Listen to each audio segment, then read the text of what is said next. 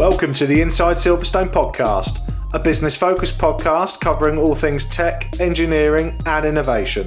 Hosted by me, Chris Broome, a huge tech, motorsport and gaming fan, and also the owner of Longhurst, a firm of lifestyle financial planners and independent financial advisors located in Silverstone, Northamptonshire. This is a series of unscripted and unpolished conversations with leading business owners, thought leaders and high-tech talent where we discuss their experiences within the Silverstone business and motorsport region. We will also be asking them to share their knowledge, insight and their thoughts on the future just for you. If you're looking to learn more about the Silverstone high growth region and commercially connect with like-minded peers, you've definitely come to the right place. Welcome to Inside Silverstone.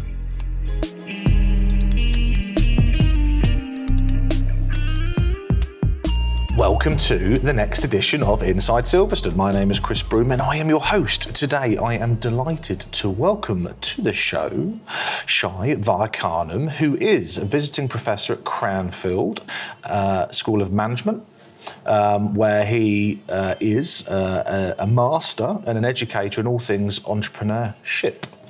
Shai, welcome to the show. Thank you very much, Chris. Look forward to the chat. Good. Well, finally getting you on the show was great. So thanks for coming on.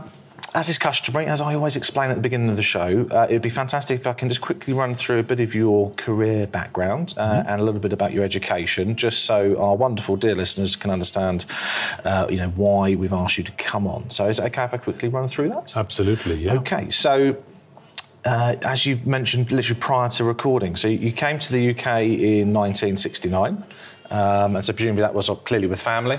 Well, yeah, as a teenager, I came actually from Lebanon because we were living in Beirut before then, and Egypt. I was born in New Zealand. Okay. Many years before. My parents were diplomats. Okay. They were moving around, and so in 1969 it was felt about time to come to the UK, and I did, and here I am. So you're born in New Zealand? Born in New Zealand, lived in India, Mombasa, in Kenya, Cairo, and then Beirut, and then here. I'm happy to say I've bought my tickets to go via Beirut to Dubai in January. Yes. Hopefully the current revolution will not stop that. I want to go see my old school again. Wow.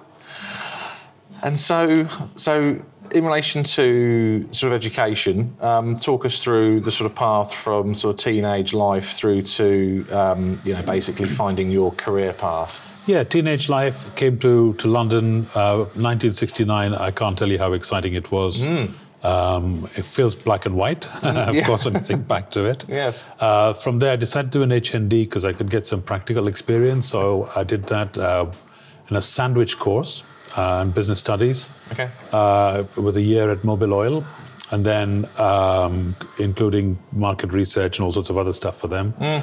From there to something called Diploma in Management Studies, which was down at Baker Street. It's now University of Westminster. And then after a little break with that, working in industry for several years in engineering companies down at King's Cross and then at Ware in Hertfordshire, a German firm that made fan belts and V belts and things like that.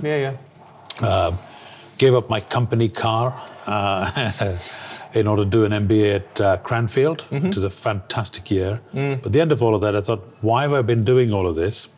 So the obvious thing was to do a PhD. As you do. As you do. Yeah. And my PhD was on the social relevance of management education. Okay. And I remember on page 318, I think it was, which I looked it up recently, I had a sentence in there that said, if business schools were to take management education seriously to have an impact in society, as opposed to just provide degrees for people, then they to engage in entrepreneurship in one form or another. And so my career since about 1986-87 has been broadly in entrepreneurship, including startups, early growth, SMEs, bigger growth companies. So using the term entrepreneurship in its broadest sense. And that's been in about 35, 40 countries, including England, Wales and Scotland. And even Northern Ireland in the days of the Troubles. Yeah. And what other countries have you sort of worked and taught in?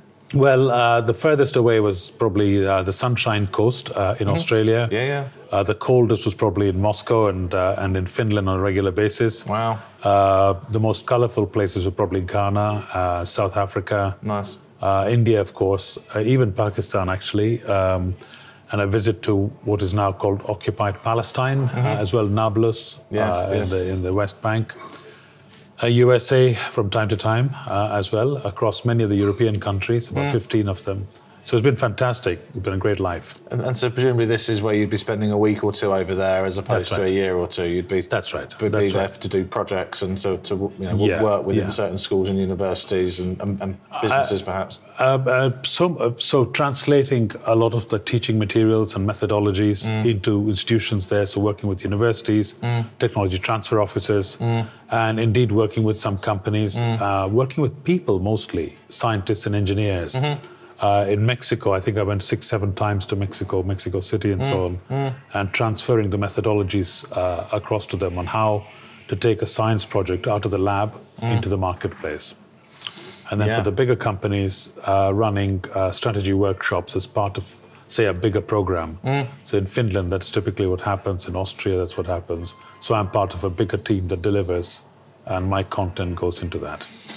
And so, in relation to that career snapshot, I've taken, as I always do with everyone that comes on the show, I've taken some information off LinkedIn. So if we can just quickly whiz through some of this, because there's some interesting roles and positions here. So 03 to 2015, founding director for the Centre of Entrepreneurship Learning, the Judge Business School, the University of Cambridge. That's right. 09 to present, trustee of the GEN initiative. That's right. So what's the GEN initiative? So that's a connection that goes back to a family friend who started off a charity, basically, not for profit, if you will.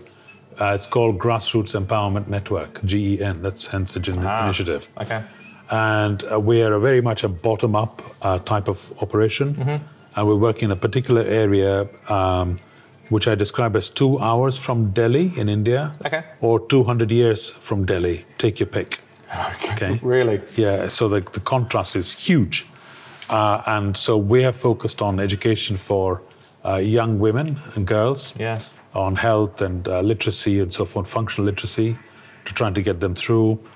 Focus on income generation projects, and we work with a partner agency over there, and so we're now planting trees. I think something like 10,000 orchard apple trees have been planted in the last few years to provide a source of sustenance and income. And now we're going to probably go into milk and other production as well as handicrafts and all the other stuff that are typical of these kind of projects. And that's simply because these locations, rural locations away from Delhi, as you said, it's clear 200 years is potentially an exaggeration, but literally they're left behind. They're left behind because of lack of electricity or education. Really? They're in a very poor area. So, India's got a population of about 1.2, 1.3 billion. Yeah. And a lot of that's concentrated in urban areas, and there is poverty, there's a gap. But although most of the population in India now has risen, there are still pockets of it which are struggling. And this particular area is called Mewat, M-E-W-A-T, Mewat. It's a very interesting area because it is partly lost because of what happened with partition, actually, the India-Pakistan partition. So a lot of people from this area, Mewat, went to Pakistan. Their houses were taken over by the Sikhs who left Pakistan to come back into India. Right. Some of the original people stayed where they are. So you've got them, you've got the inbound Sikh population, and you've got Hindus and Muslims, and the Mewati Sunni Muslims all living side by side is a large community. It's absolutely fabulous to see. Their own particular music and culture and food, fresh veg and so on. So if you are really hard, they're not exactly the poorest of the poor, but they are still left behind. And there we're trying to deal with cultural issues about literacy and girls' education. Good. So that's what the GEN initiative is. Good. And presumably it's going well, it's having success? Yeah. We've been at it for just over 10 years now. Okay. So all the trustees are 10 years older than we were before. Sure. We definitely need succession for ourselves to keep it going longer. Yeah. But also the local agencies are picking up and going and running it. I mean, once you've planted your trees and done your education, how much longer do you need to stay in a particular area? Yeah. So we have to probably make ourselves redundant at some point. And you'd want to. Hopefully that would demonstrate success. You don't want to be creating a dependency. Yeah. Okay. other bits from a career, so 05 to present, co-founder of Accelerator India. Yeah, so that was as UK started to look more broadly at India, as a potential place to be. India and China becoming big markets for UK Global, and that might become even more relevant in the years ahead, depending on what happens on the unmentionable B word. We decided that because of living in the Cambridge and the Supercluster generally, so much technology coming out of the UK, and that it seemed to us innovation out of the UK cost positions of countries like India, so you can make stuff in India for global markets. Yeah. So we managed to persuade a few companies to buy into that idea. So we're basically taking UK technologies into India for deployment in India and elsewhere. So that's what Accelerator India does. Nice. And right now we're trying to focus in on the education front on that. And a couple of big proposals have gone in, as we wait and see what happens. Consulting businesses, they're feast or famine, right? Sure. So we're just in between now while people sit on their hands and wonder whether to go with Boris Johnson or Trump or whatever. So. Okay. You're also director of the Bettany Centre for Entrepreneurship at Cranfield University. Up until last February, which is true. So I need to update my LinkedIn. Thank you for that. No worries. Because I have retired. Yes. Stephanie Hustles has taken over from me, and she's a terrific successor. From my point of view, that was a great opportunity for transferring what I'd learned out of Cambridge for 14 years and working with old friends at Cranfield and saying, how do we take the science and tech that comes out of Cranfields, aerospace, land, et cetera, environment, climate, and start to create spin-outs from that. So that's what I did for 4 years. And then I thought, okay, that's done. It's an hour each way. Steffi and the rest of the team are more than capable of doing this stuff. So it's time for me to step away from it. Okay. And so gone 2 years earlier, just to finish that sentence, 2 years earlier than I might otherwise have done, in order to pursue a couple of other projects. Well, 2019 for you is a big year, as in that you've as you've put on LinkedIn, sort of retired or semi-retired, but you've sort of stepped down from more active roles like that. Formal roles, but taking up some sort of non-director roles. And I think anyone from the university sector that hears this podcast will empathise with the fact that, I have done my time. Yes. You've earned your stripes. I've earned my stripes in the university sector. I've been in industry for several years. I've worked with entrepreneurs. And I enjoy that a lot. I don't need the hundreds of hours of teaching and admin. So, new life. So, let's talk about your chosen subject. So, entrepreneurship. So, what does that mean to you, the word entrepreneurship? So, using it in the broader sense, it basically starting off with a mindset question, right? So, is new venture creation, is innovation, is creating something new and different, is that for me? So entrepreneurship is you can look it up in the Oxford English Dictionary, although I live in Cambridge, I'm happy for people to look up the OED to say that basically it's a process of starting something. It talks about taking risks. I would say it's about tolerating risk into creating a new venture, right? So the entrepreneur. So entrepreneurship is about process. So that can apply whether you're a startup, early growth, later stage business, wherever it is. You can be entrepreneurial in order to make that process happen. So that's broadly what entrepreneurship is for me. So the start point, as I said, is the mindset. Okay. The mindset, is this something I really want to do? And that could be driven by circumstances, children, aging parents, being thrown out of a job, not wanting to leave a job. There's all kinds of stuff that goes on in our lives that can affect us, whether or not we want to do something. Our motivation, do we do this because we want to save the planet or make money or both or whatever it is we want to do? Yeah. And then is the idea big enough to make it really seem exciting for us to make the jump from whatever it is we're doing now into something else? So the start process is not some magical thing to do with the DNA, watching Ant and Dec's DNA journey last night. It is to do with all these other things. There might be a bit of DNA that there's something deep in us that says we're driving us in a certain direction. Yeah. But actually it's all this other stuff as well that we don't really fully understand. So from that, so would you say that everybody has the ability to be an entrepreneur, Yes. whether they have the confidence or not. Confidence is a really good word, and desire. Yeah. The circumstances, debts, whatever, stuff, health, all that, to do it. And then so if that all of those come into place, then the mindset issue, and I want to give you a little anecdote from Silicon Valley of a chap I interviewed many, many moons ago about his business. And there were about 60, 70 people in the company. He's a CTO of the business.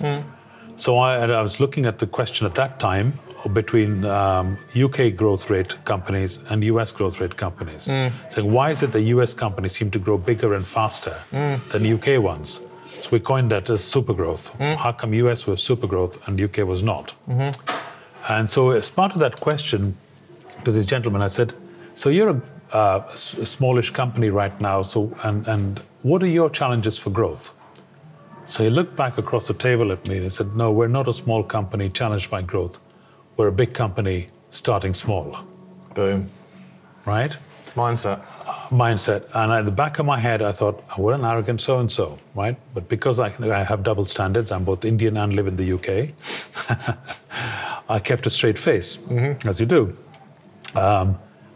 It turns out later he was right. It's Eric Schmidt, who's currently chairman of Alphabet that runs Google, right? And his company at that time was called Sun Microsystems, which some of your listeners might recognize. But it sold to Oracle for $11 billion eventually.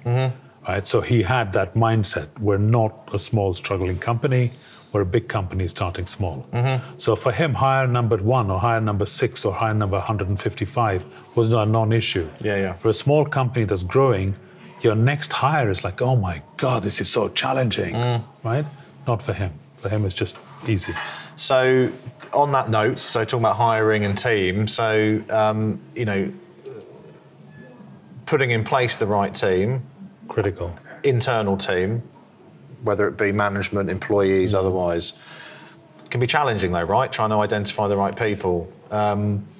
What's your sort of outlook on that, and sort of hints and tips for those listening to this who are considering sort of growing their team clearly? So good examples, bad examples, the right type of people, the wrong type of people. Well, the default has to be to try and find the best people you can for the team, right? In terms of talent and skills and ability. So especially for rapid growth, people have done it before, ideally seen something like, it's not easy to find when the labor market is full. Yes. Somebody said recently, I can't remember who it was, that 90% of the people you want to hire are already in really good jobs. Yes. Right? Yeah. Therefore, you're really left with struggling to find that. So talent, difficult, look as broadly as you can. On the cultural front, don't try to hire people who look like yourself necessarily, or been playing rugby or playing football or whatever it is that, makes for social connections. You need to, the issue of diversity is important, to diverse thinking. Emotionally, we, the hirers, need to be extremely mature in handling maybe challenging people that come into our team because they're the best, they know they're the best, and they will challenge. How do we build that? So the culture we set now in the early stages of the business is going to live with us forever. Right? So if you're 20, 30 years in and you're still struggling to hire companies in, you have to ask yourself, what are you doing about that? What's the cultural question in your company that is either preventing people joining you? What's the signal? What's the body odor, if you will, that's going out there?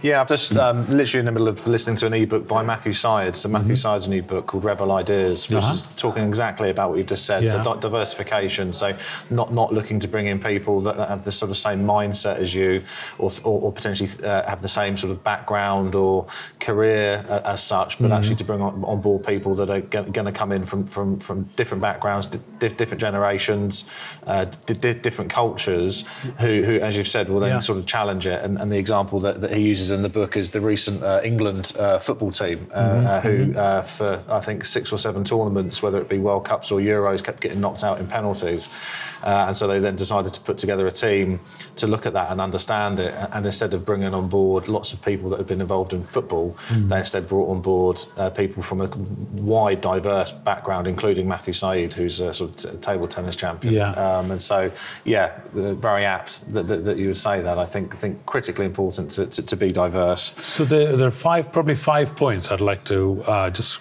quickly summarize, Sure. which comes both from research and practice, working with literally hundreds of small companies. And the research was done by a fellow who from Finland and myself on the formation and development of entrepreneurial teams. Okay, right? great. Which involved lots of interviews with people in the old days of Nokia when they were really being successful. And the first and foremost is, do you as a leadership team have a really clear vision of where you're going, right? And is it sexy? Is it really exciting? And can you articulate that in terms, in language that says, you know what, I buy into that?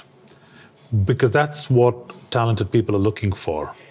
They're not looking for, a 10-point plan. They're looking for, where's this business going? What's the vision behind it? What problem are we trying to solve? Is it big enough? Is it exciting enough? So that's the absolutely critical step one. And I know people are a bit dismissive about vision, mission, values, because also it's a bit woolly and stuff like that. But actually, if you don't have clarity about where you're going, you can't find the right people because you don't know what people you need. Sort of Alice in Wonderland type approach. The second thing I would say is the team needs to really work on its social skills, right? Not least the senior leadership team. So, for example, praise in public,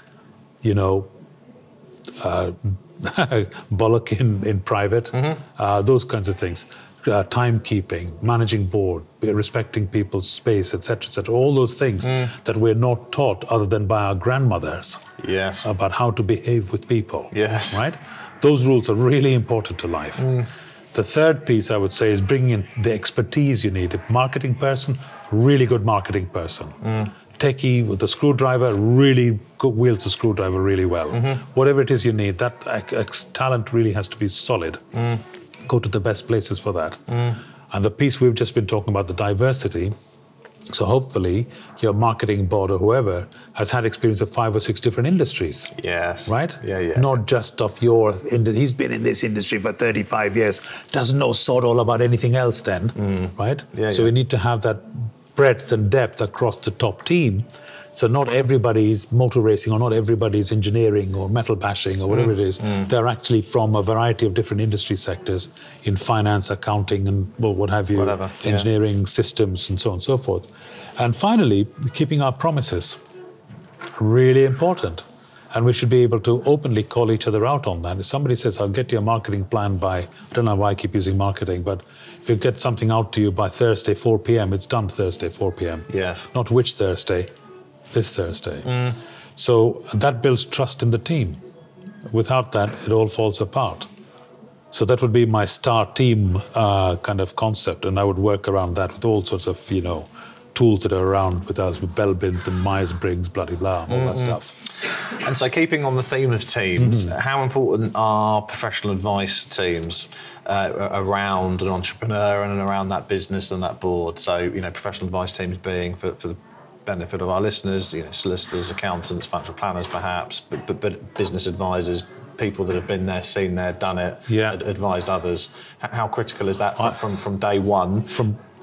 I would say really important. I mean, it's so easy to make mistakes. So easy to make mistakes.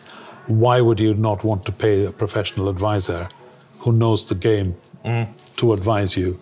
Everything from tax matters to legal stuff on IP to contracts with clients. There's so many places to fall flat on your face. Why would you want to do that when you can take advice to avoid it? Well, you don't know what you don't know, right? That is a big issue, right? As a new entrepreneur.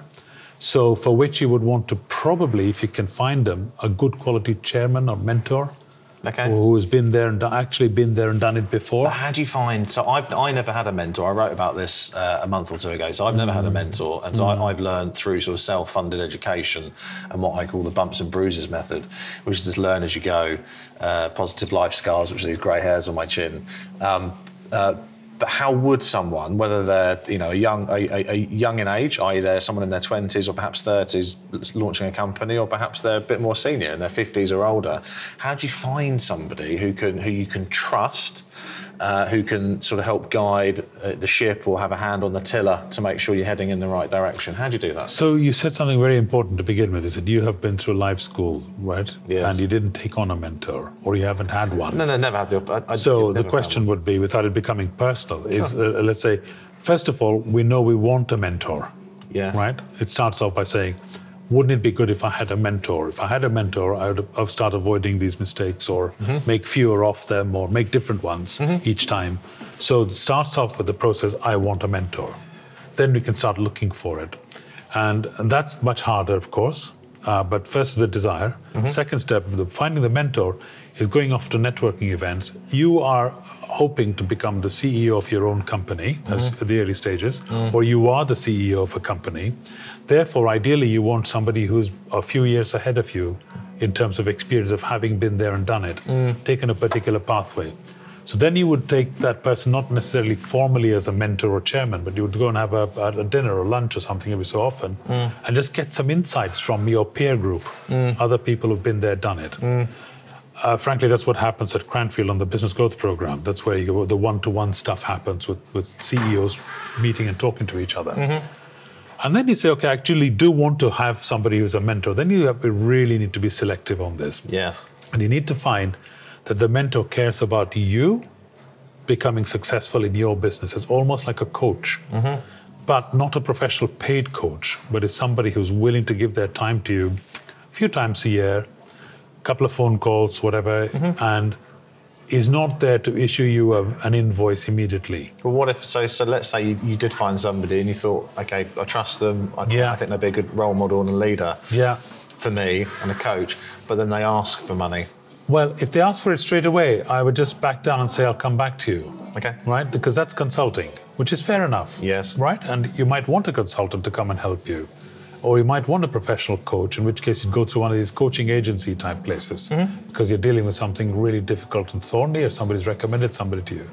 But I think a mentor has a different role to play. It's a much softer, less easily defined role to help you to learn your ways, to make your own mistakes.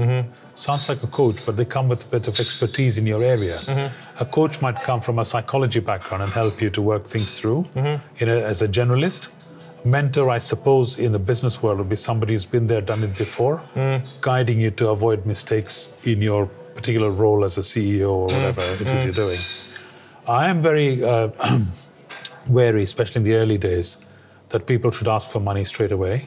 I just feel that then it's being done for different reasons. Yes. It is a commercial deal at the end of the day, without question. And you might offer them share options instead. Yes. Or equity. It's quite common. Else. Yeah. Yeah. But not right up front. Right up front, if the mentor doesn't really care about your progress and is more concerned about, the money being made, then you ask yourself, what's actually going on here? Yeah, and how authentic is the relationship? Yeah. Because you're, 2019, big year, as in sort of step back from sort of more formal roles at say, Cranfield as an example, but you are now mentoring. So you are mentoring a few businesses at the moment. Yeah. So presumably you're sort of practicing what you preach there, as in you're providing your time and support and care and love and diligence for these young businesses. Care and tough love. Tough love. Yeah, sometimes we need a bit of tough love, right? Yeah. So there's one that came out of Cranfield, which I mentored, I suppose, for about 2 years. Okay. In which I believe in the team well enough, so I've put in some money in under EIS into that company. Good. And they have invited me on as a non-exec director because they've now raised some money, and I'm happy to take that money now. They've raised it and they're getting on. There are about 8 or 10 people in the team now. Good for them. It's progressing well, and it looks like it'll go extremely well in the years ahead. So very happy to have some shares for the long game and some a modest fee as a non-exec for the year ahead, which is absolutely perfect. Yeah. There's another one which I've been mentoring, and that's going to be really hard work. We're now reshaping that from what could have been an EIS round into an SEIS round. It makes it more attractive because it's a bit more risky. Yeah. It's to do with using thermal and solar energy to cook waste, basically, food waste, and turn that into value. But we have to prove it. So we're at the prototype stage. I suspect I'll be mentoring that for at least another 2 years before anything happens. I may all just stop as well. It doesn't matter. It's part of life's rich tapestry. Sure. Right? And there are 2 internet companies, one to deal with fake news, which is really exciting. Okay. Yeah. The demo is due to be delivered this week, next week. I've seen the previews of the demo. It's to do with the scraping data from 1 million tweets over the last 6 months. Right. I don't want to queer the pitch by declaring what we found, but it is absolutely fascinating stuff on that, and it's proving the technology works, which is the important piece. That could be huge. Fake news is just such a horrible thing. Yeah. I'm very excited by that. It's a computer science undergrad, came to do a management course at Cranfield, took a shine to the guy, because he showed me his demo, which he built while studying his management course. In other words, in the nights he was building his kit. Good for him. In the day he was doing his studies. And I thought, this is a kind of person to back. Yeah. A little side story on that. Yeah. He needed 4 or 5 interns, and we managed to get him a little grant. And he needed 5 interns to help build the demo I've just talked about.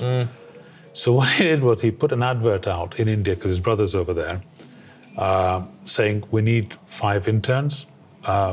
Give us your most creative solutions to these questions, and the best 5 will get the internship with a quote-unquote Cambridge-based company, because he lives in Arbury in a 1-bedroom flat in Cambridge. And they had 700 applications, Chris. Wow. All of them submitting their creative solutions. So he got free consulting from 700 bright computer science grads in India. Amazing. And they've hired 5 of them at £40 a month each, right? Because it's an internship.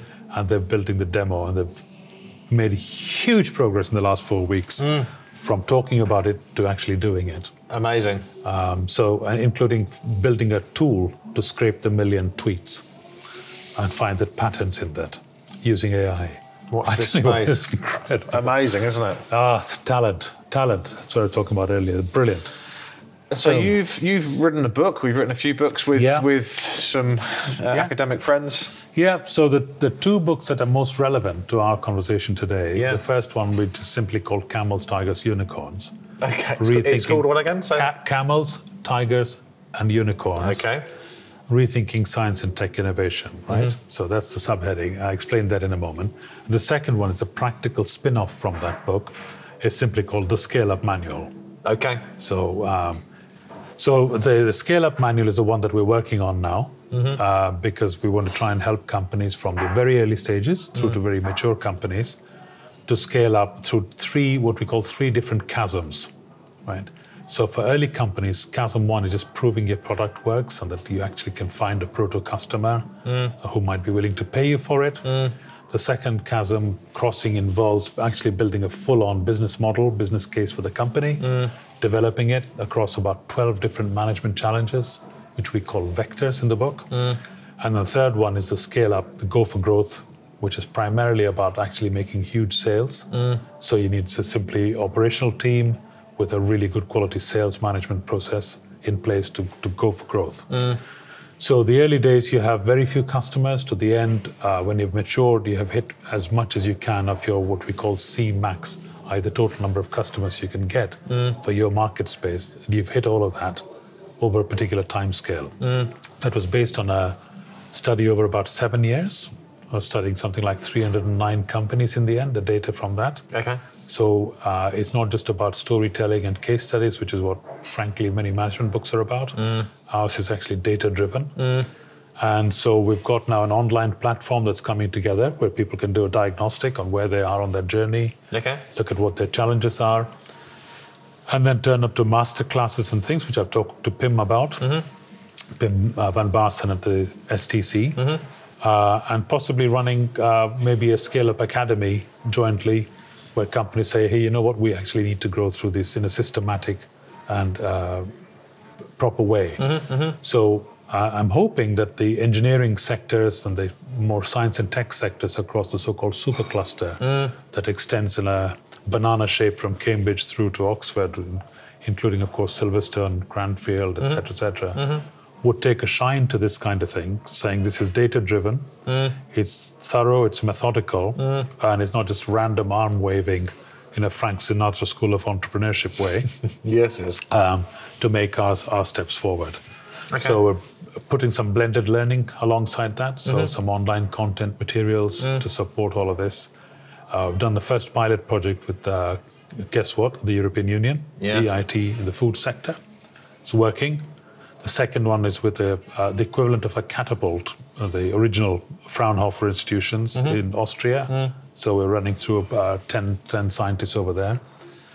Be nice, wouldn't it, if we were just a little bit closer to home in our work? So we're hoping that'll take off. And then we want to be big with that. We want to try and scale up.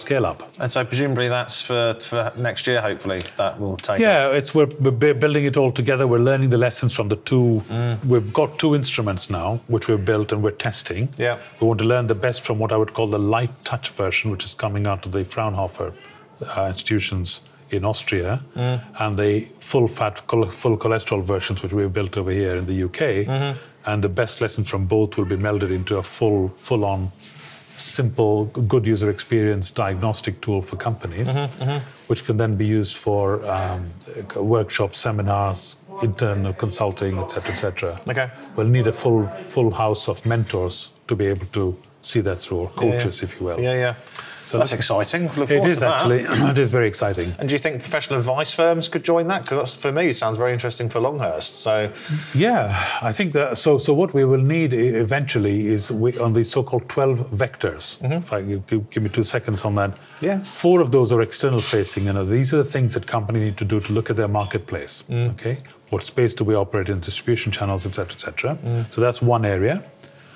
Then the second part is all the internal vectors, which is our resourcing, our manufacturing capability, making all of that, IP, teams, and so on. And then the basic concept is, how do we trade off between the resources that we have to the best opportunities that we can grab hold of? So it comes from that school, if you like. So first you analyze your outside environment, then you look at your resources, and then the trade-offs are through your business models and your commercialization strategy. So those are the 12 vectors that we try and deal with.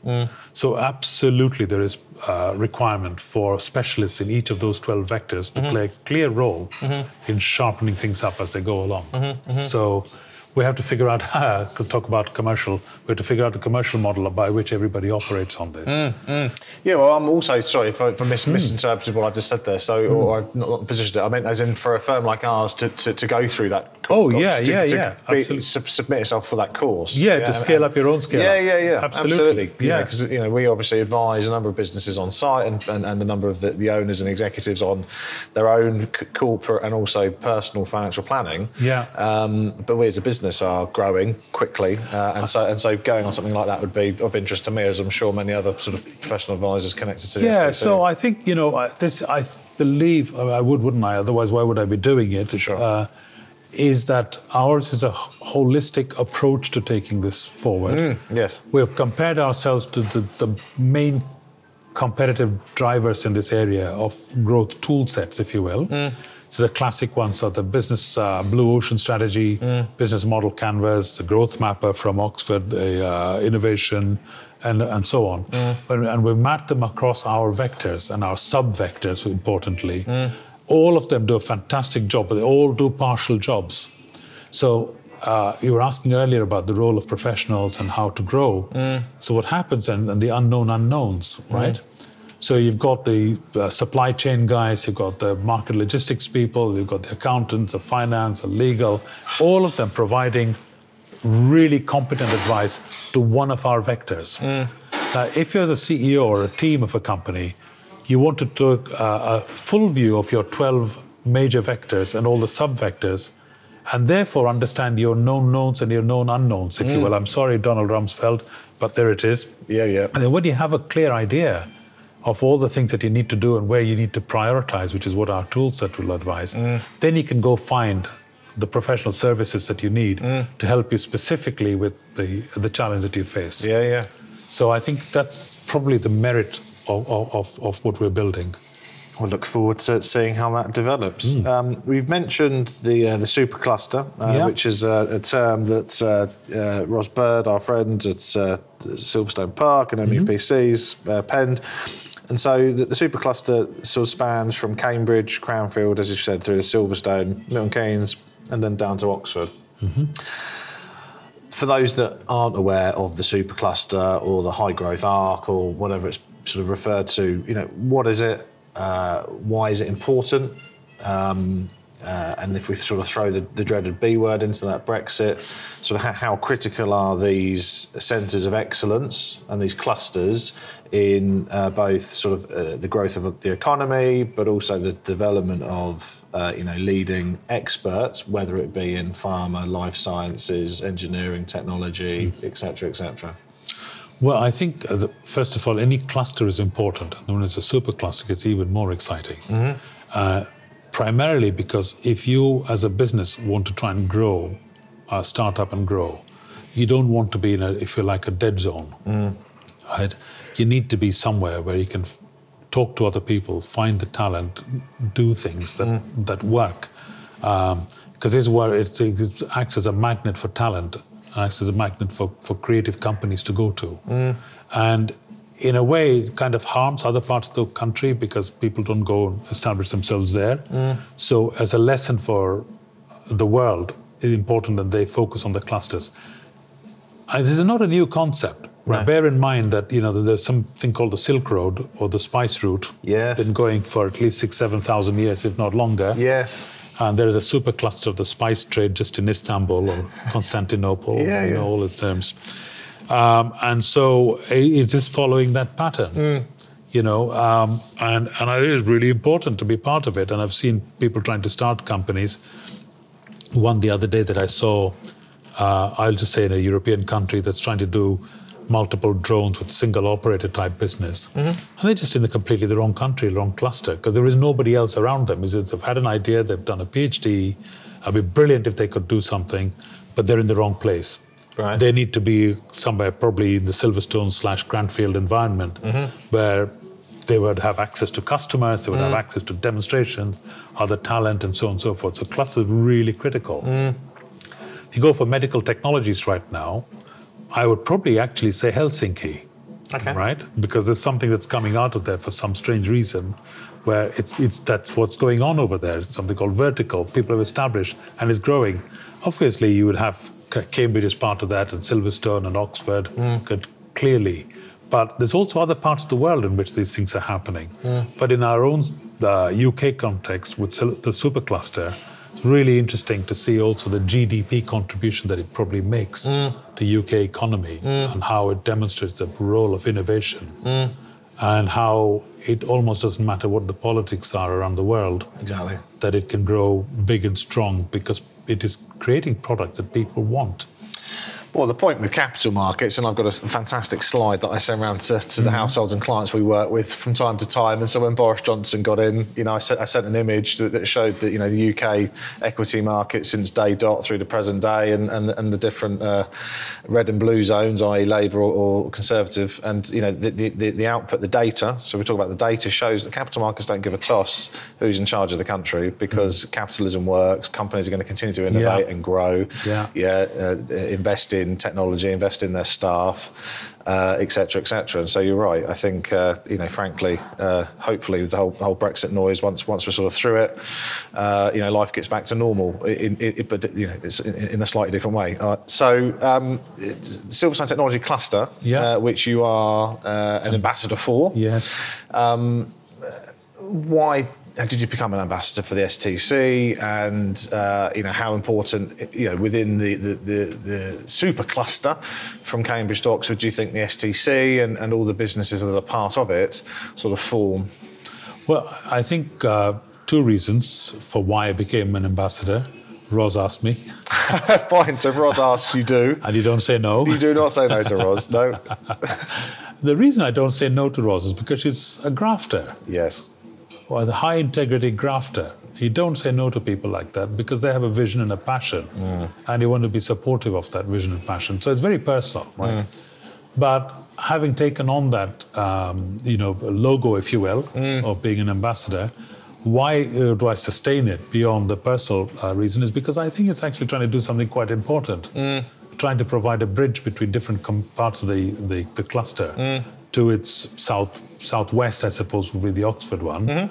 To the immediate east is Cranfield, and further on is to the Cambridge area, and it has connectivity.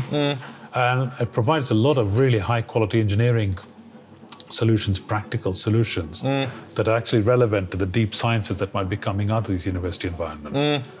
Having said that, I think there's a danger with all of us in whichever cluster we're in, that we still don't leave our computers and our phones in our offices and actually go across because the road networks still need dealing with, right?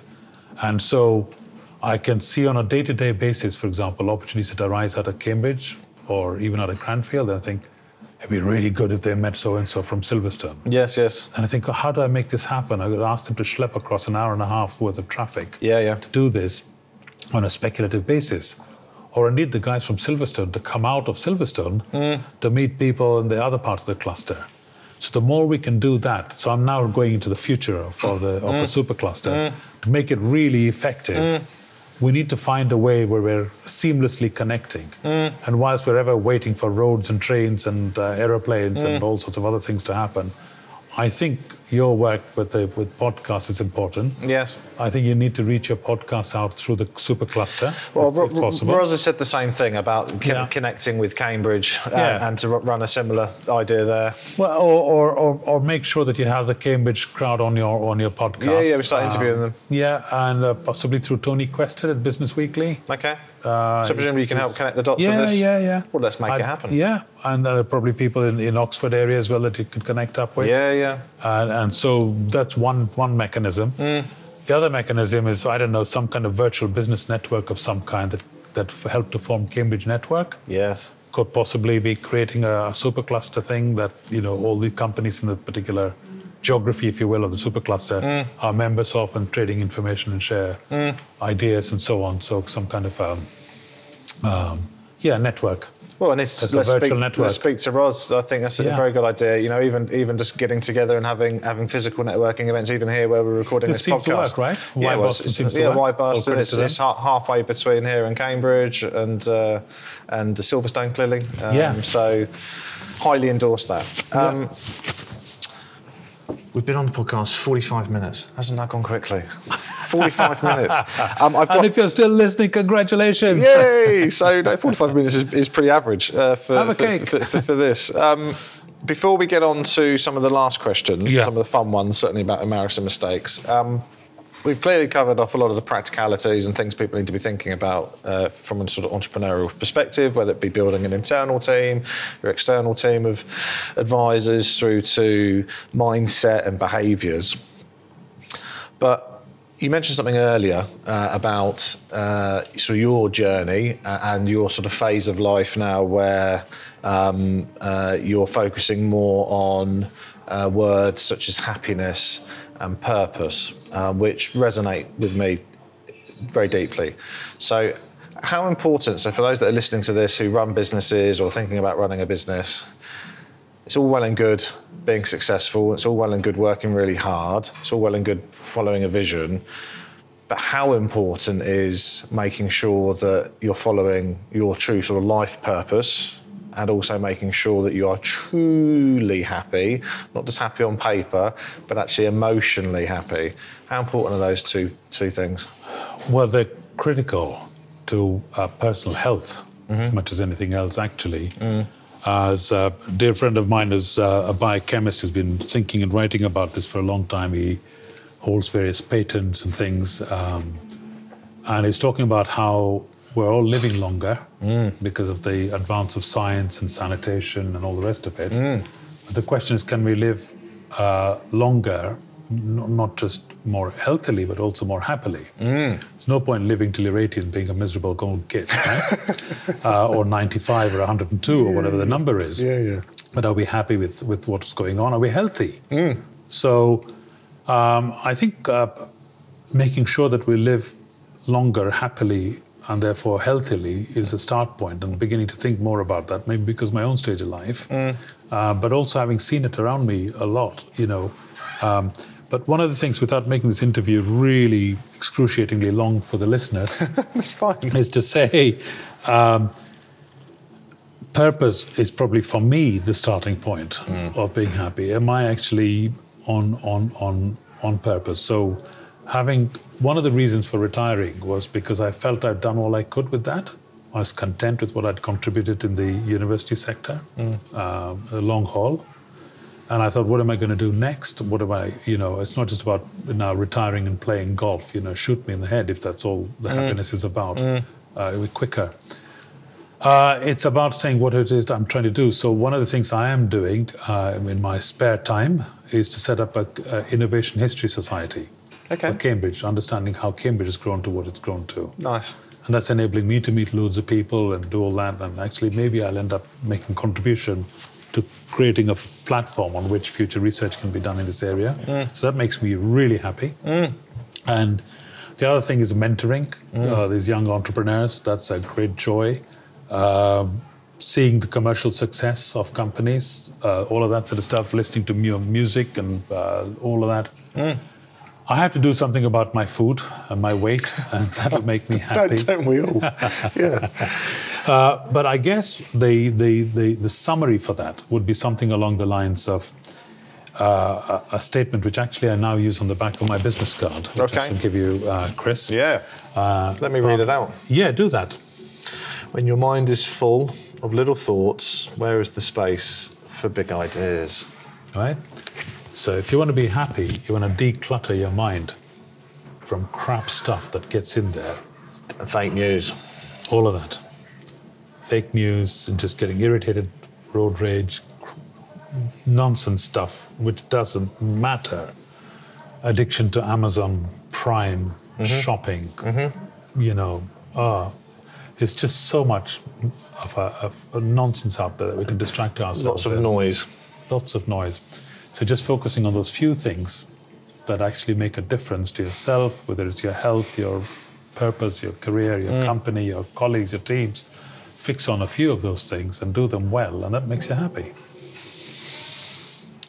2 last questions before we close off. Sure. So the first one's always a good fun one. So this is always about embarrassing mistakes, hopefully funny embarrassing mistakes. And we've had some absolute pearls. Rosberg's provided some excellent ones, and a bit of background noise there, so apologies listeners, we're in a hotel. So we've had Rosberg's done some crackers, we've had some amazing stories. So when we first met, you said to me that you've actually got a lifetime of these stories to share, but maybe 1 or 2 funny moments and perhaps what you've learned from it or otherwise for our wonderful listeners? Well, in the context indeed of trying to be entrepreneurial.